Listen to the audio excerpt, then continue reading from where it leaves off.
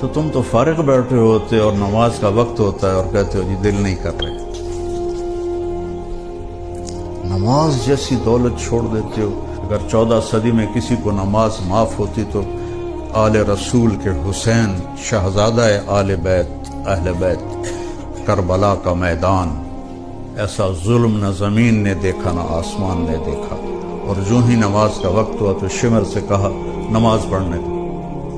حالانکہ وہ نہ بھی پڑھتے تو ان کے لیے تو جنت کے دروازے کھلے ہوئے تھے. انہوں نے کہا نہیں، ہم جنگ نہیں روکیں گے. کہ چلو ادھر آ ستم گر ہنر آزمائیں تو تیر آزما ہم جگر آزمائیں. کہ چلو آدھے نماز پڑھو آدھے لڑائی کرو. کہ جنہوں نے پڑھ لی ان سے کہا تم لڑائی کرو، جو کھڑے تھے ان کا تم نماز پڑھو. نہیں چھوڑی نماز کربلا کے میدان میں.